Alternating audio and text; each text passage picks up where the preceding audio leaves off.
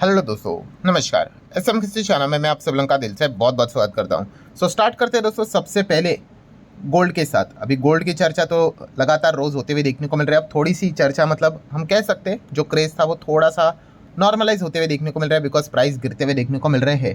थोड़ा 1-2 महीना अगर ऐसा ही चला तो सारे लोग गायब ही हो जाएंगे, आपको पता ही है। बट इस चीज़ के चलते डिस्टर्बेंस कहाँ पे हम लोग को देखने को मिल रहा है? गोल्ड लोन में। यस दोस्तों, गोल्ड लोन बिजनेस की अगर बात कर ले तो वहाँ पे बहुत ज़्यादा डिस्टर्बेंस देखने को यहाँ पे मिल रहा है। एंड इस चीज़ के चलते दोस्तों अभी 3 बदलाव कंपनीज में हम लोग को होते हुए देखने को मिल रहे हैं जो गोल्ड लोन यहाँ पे देती है। सो अगर आप भी गोल्ड लोन लेने का प्लान करें तो ये सारी चीज़ें थोड़ी सी ध्यान में यहाँ पे रखना, क्योंकि इतना ज़्यादा फ्लक्चुएशंस यूजुअली गोल्ड के प्राइस में नहीं होता है। ठीक है, एंड फिलहाल हो रहा है तो कंपनीज भी थोड़ा सा हम कह सकते हैं बैकफुट पे खेलते हुए देखने को मिल रही है। सबसे पहले तो अगर बात करें LTV, loan to value ratio, आप सभी लोगों को पता ही है। अगर आप सोना गिरवी रखने जाओगे, अगर आपका सोना 100 का है तो आपको पूरा 100 तो नहीं मिलेगा। अगर वो अप टू 2.5 लाख तक होगा उसकी वैल्यू तो 85 रुपया मिलेगा। अगर 2.5 लाख से 5 लाख होगा तो 80% मिलेगा। और 5 लाख के ऊपर का है तो केवल 75% ही आपको उसका वैल्यू मिलता है। उसमें भी मल्टीपल चीज़ें होती है कि उसकी प्योरिटी कितनी है एंड और भी बहुत सारी चीज़ें। बट अब हो क्या रहा है दोस्तों कि गोल्ड लोन मतलब गोल्ड का प्राइस जिस रफ्तार से यहाँ पे बढ़ा है, तो बहुत सारी कंपनियां अब क्या कर रही है, जो एलटीवी है उसमें अभी हम लोग को बदलाव करते हुए देखने को यहाँ पे मिल रही है। कुछ कुछ जगह पे तो 60 से 65% तक ही यहाँ पे क्या किया जा रहा है, एलटीवी कंसिडर करके गोल्ड लोन देने की कोशिश यहाँ पे की जा रही है। क्योंकि प्राइजेस भी काफ़ी ज़्यादा अभी हम लोग को फ्लक्चुएशन तो अभी आ रहा है, बट फिर भी हायर लेवल पे हम लोग को ये फ्लक्चुएशंस देखने को मिल रहा है। तो ये एक चीज़ हम लोग को गोल्ड लोन में देखने को मिल रही है। प्लस एवरेज प्राइस भी अगर कैलकुलेट किया गया तो उससे रिलेटेड 30 दिन का एवरेज प्राइस लिया जाता था गोल्ड लोन के हिसाब से एलटीवी कैलकुलेट करने के लिए। बट अब 30 दिन नहीं, 90 दिन का परफॉर्मेंस यहाँ पे देखा जा रहा है। क्योंकि पिछले 30 दिन का परफॉर्मेंस देखेंगे तो भाई बस हमें एक ही चीज़ देखने को मिलती थी, बस ग्रीन चार्ट पैटर्न से ऐसे ऊपर ऊपर ऊपर ऊपर ऊपर जाते हुए देखने को मिल रहे थे। तो एवरेज प्राइस काफ़ी हायर लेवल का ही निकल कर आएगा। तो इसीलिए 90 दिन का एवरेज प्राइस यहाँ पे निकाला जा रहा है गोल्ड लोन के हिसाब से। ये भी बहुत सारी जगह पे ये चीज़ें देखने को मिल रही है। एंड देन अगर हम लोग बात कर ले दोस्तों, तो जो टॉपअप यहाँ पे हम लोग को देखने को मिलता था कि गोल्ड लोन अगर आपको यहाँ पे टॉपअप भी यहाँ पे करवाना है, सो इससे रिलेटेड भी बहुत सारे जो गोल्ड लोन से रिलेटेड काम करने वाले जो कंपनियां हैं उन्होंने फिलहाल तो ये जो टॉपअप वाली चीज़ें उसको रोक दिया है। क्योंकि काफ़ी फ्लक्चुएशन। टॉपअप मतलब क्या, मान लो अगर आपने 100 का सोना गिरवी रखा है, इस चीज़ के चलते आपको 85 मिल गया। ठीक है, अगर यही सोना कल अगर एकदम बढ़ बढ़कर 200 तक चला गया तो अगर आप 200 पे रखते तो आपको उस हिसाब से 85 अगर आप कैलकुलेट करने जाओगे तो कुछ 170 के आसपास मिलना चाहिए था। सो एक्स्ट्रा लोन आप ले सकते हो इस चीज़ के चलते। बट फिलहाल अब क्या हो रहा है कि अभी फिलहाल सोना सडनली 200 पे जा रहा है, फिर नीचे 150 पे आ रहा है, फिर वापस ऊपर जा रहा है, फिर वापस नीचे आ रहा है। तो इसीलिए इस फ्लक्चुएशन के चलते बहुत सारी जगह पे गोल्ड लोन में काम करने वाली जो कंपनियां उन्होंने टॉपअप फिलहाल तो टेम्पररी बेसिस के हिसाब से स्टॉप किया हुआ है। सो ये वाले पॉइंट भी आप लोगों को जरूर पता होना चाहिए। इसी चीज़ के चलते गोल्ड लोन में काफ़ी हलचलें देखने को मिल रही है। एमटार टेक की बात करें, यस अभी भी लगातार तेज़ी वाला सीजन इधर जारी है। ठीक है, देखने वाली बात होगी भाई इनके नंबर्स कैसे आएंगे। ये एक इंटरेस्टिंग पार्ट होगा कि इतना ज़बरदस्त खरीदारी कर कौन रहा है और क्यों कर रहा है। सुजलॉन की अगर हम लोग बात करेंगे दोस्तों तो 2 इंपॉर्टेंट अपडेट्स है। पहला तो आपको पता है कंपनी की जो सीएफओ है उनका अपॉइंटमेंट हो चुका है, जिनका नाम है राहुल जैन। एंड सेकंड अगर बात कर ले दोस्तों तो यहाँ पे कंपनी ने अनाउंसमेंट कर दी। जो लोग पूछ रहे थे कि सुजलॉन एनर्जी के नंबर कब है, अभी तक डेट सामने नहीं है, तो लीजिए डेट सामने आ गई। नवंबर के पहले ही हफ्ते में 4 नवंबर को सुजलॉन एनर्जी अपने क्वार्टर के नंबर सामने रखने वाली है।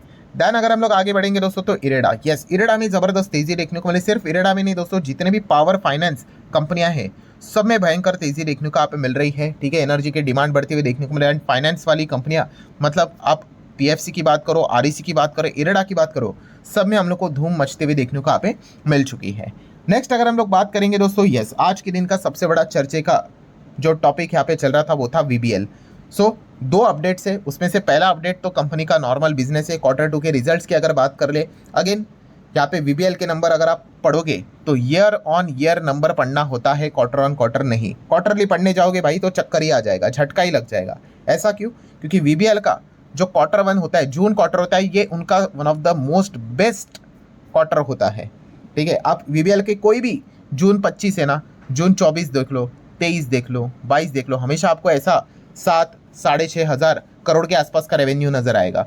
एंड वहीं पे सितंबर में अगर आप देखोगे तो आपको नॉर्मली परफॉर्मेंस देखने को मिलेगा। इसीलिए अगर आप यहाँ पे कंपैरिजन करने जाओगे तो भाई आप दुखी होने वाले हो ये कोई अभी की बात नहीं है, ये कई समय के पहले की बात है, क्योंकि इनका जो बिजनेस है थोड़ा सा सीजनल परफॉर्मेंस हम लोग को देखने को यहाँ पे मिल जाता है। सो आप देख सकते हैं दोस्तों कि यहाँ पे ईयरली परफॉर्मेंस 4805 का 4897 हो गया। हल्की सी जंप है, क्वार्टरली कंपेयर करने का कोई सेंस है नहीं, फिर भी देख सकते हो 7 का 5 के नीचे देखने को मिल रहा है।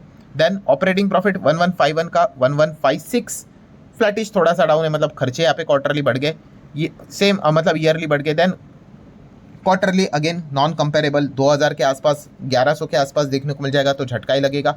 एंड नेट प्रॉफिट की बात कर ले 629 का 745, तो ईयरली परफॉर्मेंस कंपनी का काफ़ी अच्छा देखने को यहाँ पे मिल रहा है। क्वार्टरली देखोगे तो 1300 का 745, ऐसा लगेगा कि आधा हुआ क्या, जो कि न्यूमेरिकली तो आधा ही देखने को मिल जाएगा अप्रॉक्सीमेटली, बट जैसे मैंने कहा कि आप उठा कर देख लो, इसके पहले 2024 जाओ, 23 चले जाओ, 22 चले जाओ, आपको यही सिनेरियो देखने को मिल जाएगा। सो मेन मुद्दे की बात क्या है दोस्तों, ईयरली देख लो परफॉर्मेंस, ईपीएस देख सकते हो 1.91, 2.19 हुआ है। सो वीबीएल का जो परफॉर्मेंस है क्वार्टर 2 का, वो डिसेंट ही हम लोग को देखने को यहाँ पे मिला है।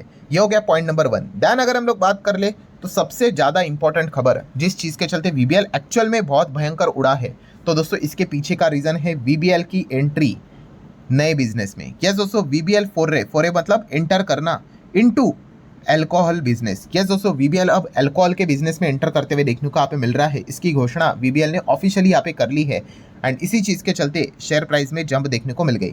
अब अल्कोहल के बिजनेस मतलब क्या, अब नॉर्मली भी वीबीएल आपको पता ही है बॉटलर का बिजनेस है भाई उनका, ठीक है, वो पेप्सिको का बॉटलर है, आपको पता है, वो पेप्सी बनाने का काम पेप्सिको कंपनी करती है, ये सिर्फ बॉटलर डिस्ट्रीब्यूशन वो सप्लाई चेन वो सब काम हैंडल करता है। सिमिलर वे ये भी अल्कोहल कोई बनाएंगे नहीं, उसी से रिलेटेड जैसे पेप्सी का कैसा बिजनेस होता है वैसे ही काम यहाँ पे करते हैं, और इससे रिलेटेड वो पार्टनरशिप कर रहे हैं किसके साथ, कार्लसबर्ग के साथ। और ये पार्टनरशिप कहाँ पे हो रही है दोस्तों, अफ्रीका में हम लोग होती हुई देखने को मिल रही है। वीबीएल का बिजनेस अफ्रीका में है, आपको बताई है, वहाँ के उनके जो सब्सिडरीज है अब बियर के ऑपरेशंस भी करते हुए देखने को यहाँ पे मिलने वाले हैं। एंड इसी चीज़ के चलते दोस्तों कि वीबीएल ने क्या कर दिया, अपने बिजनेस को एक्सपांड करके अल्कोहल में भी वो लेकर यहाँ पे आज करना ही पड़ेगा भाई, इतना ज़्यादा कंपटीशन है, कुछ ना कुछ तो आपको सारी चीज़ें सुधारनी पड़ेगी। ग्लोबल लेवल एक्सपांशन करो, एक ही स्ट्रीम पे थोड़ी दूसरे स्ट्रीम में चले जाओ, और यही चीज़ हम लोग को देखने को मिल रही है। क्या पता आने वाले भविष्य में इंडिया में भी इसी स्पेस में वो एंटर कर ले, इसकी भी पॉसिबिलिटी हम लोग नकार नहीं सकते। तो इसी चीज़ के चलते वीबीएल आज एकदम ही रॉकेट बनते हुए देखने को मिल गया, और उसके पीछे का रीज़न ही यही था कि कार्लसबर्ग के साथ उन्होंने पार्टनरशिप की है for the beer business in Africa.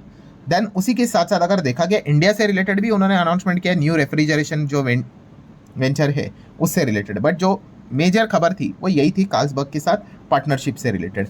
Then अगर हम लोग यहाँ पे बात करेंगे दोस्तों तो FIS-DS डेटा, यस हर किसी का फोकस FIS-DS के ऊपर भी यहाँ पे था, क्योंकि कल के दिन की अगर बात करें तो FIS ने एक एबनॉर्मल बाइंग की थी, जो कि देखकर ही पता चलता है। आपको पता है FIS-DS एक्टिविटीज़ में ब्लॉक बल्क डील्स देखने को मिल जाते हैं, एक्सपायरी भी रहती है, तो बहुत सारी चीज़ें यहाँ पे चलती है। एक एवरेज डेटा हमेशा हम लोग को देखने को मिल जाता है। अभी आज के दिन देख लो क्या आ गया, 2500 करोड़ की बिकवाली हम लोग को देखने को मिल चुकी है। ये नॉर्मल डेटा रहता है, 1000, 2000, 3000, 4000, 5000 भी चलो समझ में आ जाता है, ठीक है, बट कल के दिन हम लोगों ने देखा था 10,000 करोड़ की बाइंग, ये तो एबनॉर्मल डेटा था, ठीक है। तो आज के दिन अगर आप देखोगे तो FIS ने वापस बहुत सारे लोगों को यहाँ पे झटका ही दिया है, ठीक है, 2500 करोड़ का माल बेचा है उन्होंने, ठीक है। सो लेट्स सी, काफ़ी ज़्यादा कुछ हलचलें FIS में होते हुए देखने को मिल रही है। यहाँ पे प्लस देखने को मिल रहा है, देन अगेन माइनस, फिर प्लस, फिर माइनस, फिर प्लस, फिर माइनस, काफ़ी कुछ चीज़ें चलती हुई देखने को यहाँ पे मिल रही है। सो FIS वापस कम बैक करेंगी कि नहीं, ये सबसे इंपॉर्टेंट चीज़ यही है कि खास करके हमारी और अमेरिका की ट्रेड डील होती कि नहीं, ये देखना सबसे इंपॉर्टेंट चीज़ है, ठीक है, क्योंकि अगर ट्रेड डील नहीं हुई, अनसर्टिनिटी और ज़्यादा बढ़ी, तो FIS को वापस एक रीज़न मिल जाएगा जिस चीज़ के चलते वो बिकवाली यहाँ पे कंटिन्यू रख सकते हैं। तो इसलिए ट्रेड डील होना ये सबसे इंपॉर्टेंट पार्ट यहाँ पे होने वाला है। देन अगर हम लोग बात करें दोस्तों तो Adani green, yes Adani green की अगर हम लोग बात करें तो आज के दिन ज़बरदस्त भागते हुए देखने को मिल गया, और तेज़ी के पीछे का रीज़न क्या है, कंपनी के क्वार्टर 2 के अर्निंग्स, यस नंबर्स मार्केट को अच्छे लगे, बाकी अदानी के शेयर्स में भी अच्छी खासी तेज़ी हम लोग को देखने को मिली है, और इसी चीज़ के चलते अदानी ग्रीन भी 11% के आसपास हम लोग को भागते हुए देखने को यहाँ पे आज के दिन मिला है। देन अगर बात करेंगे आखिरी कंपनी है Tata power, yes Tata power की भी अगर बात करें तो तेज़ी देखने को आप मिल चुकी है। पहले तो जैसे कि आपको पता है पावर वाली कंपनियाँ लगातार अच्छा करते हुए देखने को यहाँ पे मिल रही है, एंड ऊपर से अगर हम लोग यहाँ पे बात कर ले तो अदानी ग्रीन ने भी, एंड उसी से रिलेटेड जो काम करने वाली कंपनी है पावर कंपनी का भी परफॉर्मेंस नंबर्स अच्छे हम लोग को देखने को यहाँ पे मिल रहे हैं। तो टाटा पावर भी इसी चीज़ के चलते, सेंटीमेंट के चलते अच्छा चलते हुए देखने को मिल रहा है। एंड जो ब्रोकरेजेस भी रहते, ब्रोकिंग हाउसेस भी रहते, अलग अलग सामने आते रहते, तो उन्होंने भी कुछ ब्रोकरेज हाउसेस ने आई गेस मोतीलाल ओसवाल ने भी टाटा पावर को लेकर पॉजिटिव कमेंट्री देके रखी हुई है। सो इस चीज़ का फायदा भी थोड़ा सा टाटा पावर को आज के दिन होते हुए देखने को मिला है। सो ठीक है दोस्तों, जितने इंपॉर्टेंट पॉइंट्स थे सारे कवर कर लिए। वीडियो हेल्पफुल लगा होगा, चाहो तो लाइक एंड शेयर कर सकते हो। मिलते हैं नेक्स्ट वीडियो में, तब तक के लिए बाय।